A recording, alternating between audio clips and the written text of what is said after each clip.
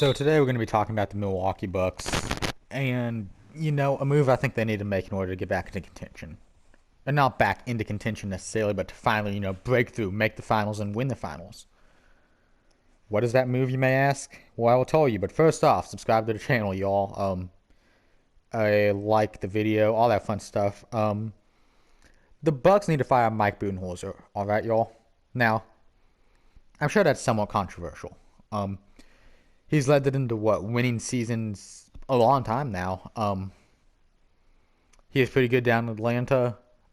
He's doing amazing things up here. But ultimately, after several playoff failures, you have to begin to ask some questions. All right. So, the first, issue, and the first and the second issue are somewhat the same thing. He has an inability to change the playoff lineups, which has led to an inability to, win playoff series. What I'm talking about is in the Miami Heat series, I believe Giannis played the same amount of minutes he played in the regular season. I want to say it was 34 or 36, which, it's not the regular season. You need to play your superstar player more. The lineup seemed very rigid to me. As a Miami Heat fan, when I watched that series and other series, it seemed like the coaches, it never seemed like there was one lineup that they were always happy with, that they for sure knew they wanted to go with. There was a starting lineup to finishing lineup in between games. They just had all sorts of things. But with the Bucks, it all looked very rigid, right? Not necessarily the same lineup because they do have a bench and they did substitute players in, but almost like the same lineup coming off the bench, right? There was no changing over the games, or even over the course of a series. Yeah, so that might be somewhat difficult. What I'm trying to say here is, with the Heat, there were several different games where different players would get in at different times. Derrick Jones Jr. is an example of that. He would occasionally be put in. Stuff like that. But with the Bucks, it seemed like their lines was set in stone almost. Like there was very little change, is what I'm trying to say here. And that's not good in the playoffs. You need both more minutes go to your superstars in the playoff. So I would have boosted, Chris Middleton and Giannis' minutes. And I would have been more willing to change the lineup. Now, obviously, I'm not a basketball coach or anything like that. But that was just something that I noticed as a fan. So, yeah, that's just one potential issue with me. The next one we have, it's more of a question than an actual, issue. But I question if he's really maximizing Giannis and his potential. So Giannis has been an MVP for him for around 3 or 4 seasons at this point. And, the Milwaukee Bucks have, always been in, playoff contention for those, MVP years. And for a little bit before. I believe that Budenholzer has been coaching all of these,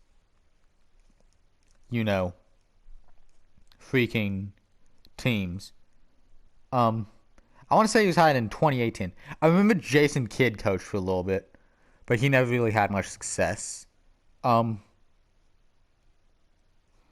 So, yes, Budenholzer was hired in 2018. So, he's done pretty good. I think we can all admit that. And he's coached the Bucks. But these are the prime days of Giannis. This is the best we've seen Giannis at, which is a good thing. But also, he's just developed a ton, right? And I almost question if he's being used to the best of his ability here. Because if you sit down and watch a Bucks game, you see that Giannis it's very difficult to work him into a half-court possession, right? He operates best in the fast break. And it just makes me question, right, if he's being used to the best of his ability here. Obviously, different coaches would use him in different ways. I, for one, would love to see what Eric Spoelstra down in Miami would be able to do with Giannis. But that probably won't happen now, obviously. But it's just interesting to me to see how different coaches use different players in different ways. And how different, players like different coaches. Um, so on that note, we just need to talk about the end a little bit. So more or less, this part is just kind of a debate. Okay, so Bucks fans, I'm almost going to compare this team to the Raptors. The, 2017, 2018 Raptors. Um, so they made several changes that year, and besides the most obvious one, which was, getting Kawhi Leonard, of course. Firing Dwayne Casey was one of them, and it was somewhat of a surprise move almost. Um, the reason for that being that they had always been in playoff contention. They'd always been, doing well in the playoffs too. It's not like their first round exit. No, they always do solid first, second round, sometimes even conference finals. But they were never able to, break through to the finals. And then obviously they traded for Kawhi, but they also signed Nick Nurse and fired Dwayne Casey. So that's just one interesting thing. That's something that I can almost compare this Bucks situation to. Um, Now, do I think Budenholzer will get fired this season? No. However, I do think this is the make or break season for him. I think if they perform poorly in the playoffs, they'd need to move on from him because I mean, consecutively they have not been able to get out of the East, and it just draws up issues and concerns, especially when coaching could possibly be an issue with this. Um, so that's one, team that I compared to. Another team I compared it to somewhat was the Bulls. And this was the Bulls before Phil Jackson was, promoted from within. This is the Doug Collins Bulls. So if you watch the Last Dance documentary, you know what I'm talking about. But basically Doug Collins was the coach before Phil Jackson. He did pretty good. I think we can all admit that. But they didn't succeed in the playoffs, and that led to him being fired and, Phil Jackson being promoted. Now, there are other reasons, of course, having to do with GM Jerry Krause. But at the end of the day, they moved on from a pretty good coach to a great coach.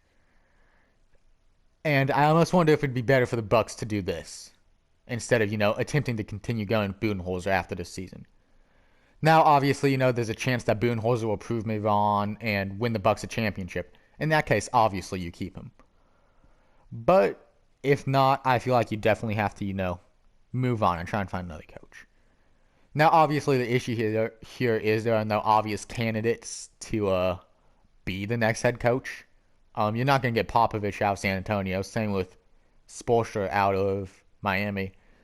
Those are just two of the best. You could take a risk and go like Becky Hammon, someone relatively untested. But, ultimately at the end of the day for me, it's not necessarily about who you hire as long as they, can maximize Giannis and win in the playoffs, right? You don't have to worry about the regular season team, in my opinion, at least with this team. In the regular season, I feel like this team is good enough to just coast almost. Like, minimum coaching required is what I'm trying to say. But in the playoffs, when coaching actually matters, that's, obviously when it's going to matter most, if that makes any sense. So that's it for today. Y'all sub to the channel, trying to hit 100. Like the video. Tell your friends about me. Yeah. That's it. So y'all have an amazing day, and I shall see y'all. Oh yeah, tell me what you think about this down in the comments below. Yeah. Y'all have an amazing day.